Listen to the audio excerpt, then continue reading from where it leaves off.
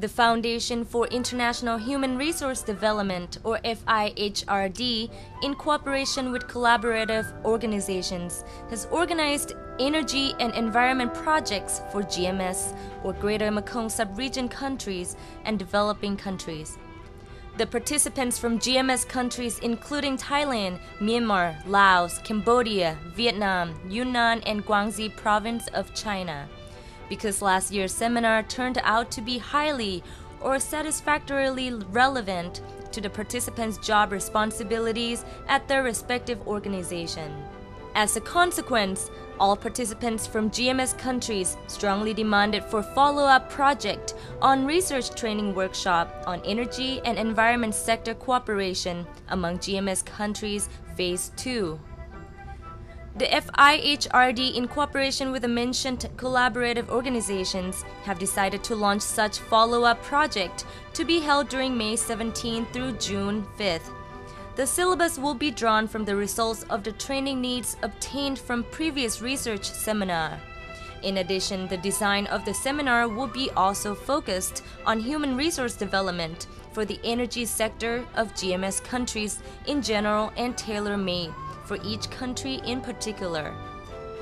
The delegates from each of the country have come with some knowledge about their country's energy policy to some extent. For example, the alternative energy found in their countries. First, I want to express some feelings for this workshop. It's the second time I went to Thailand for energy and the environment workshop. So Thailand is an amazing and kind country.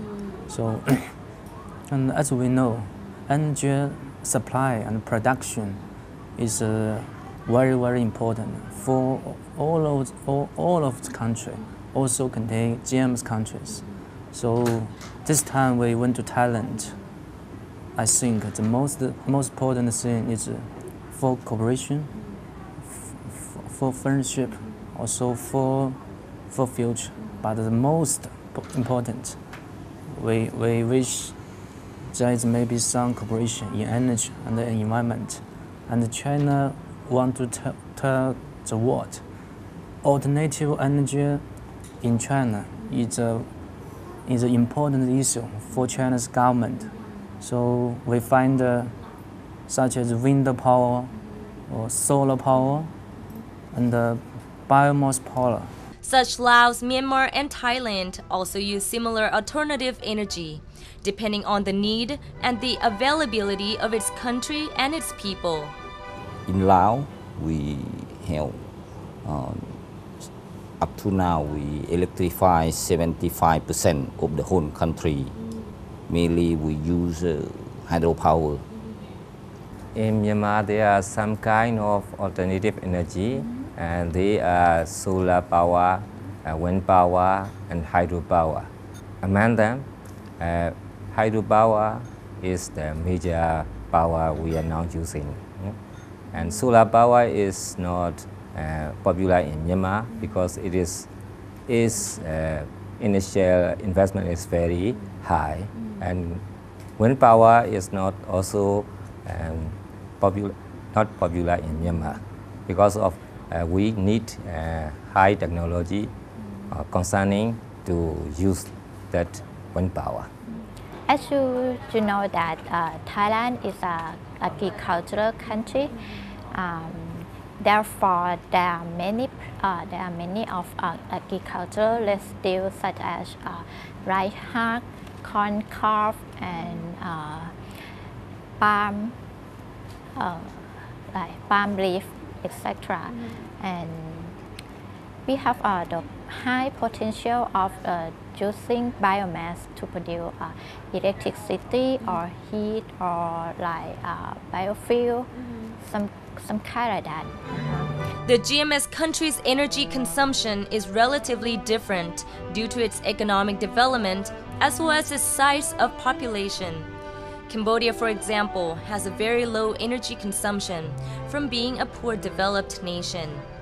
Yes, in this situation in my country, there is a poorest we want to compare with the GMS country because my country just finished the civil war in 1998.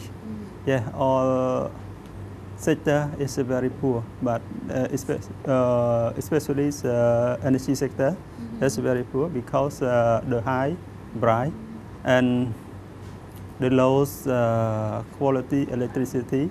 Yeah, we have only 30% that can access the quality electricity, but other rural area they cannot access the electricity. While other countries like Vietnam, for instance, has been working on a way to combat overconsumption of energy. Vietnam energy consumption is increasing every year, especially for electricity consumption. It is increasing 15% every year. The government has several measures to combat this problem, and one noticeable measure is energy efficiency conservation program for the whole country. We call it National Energy Conservation Program, and it aims to reduce energy consumption of the whole country from 3 to 5% for the period from 2006 to 2010, and try to reduce from 5 to 8% for the period from 2010 to 2014.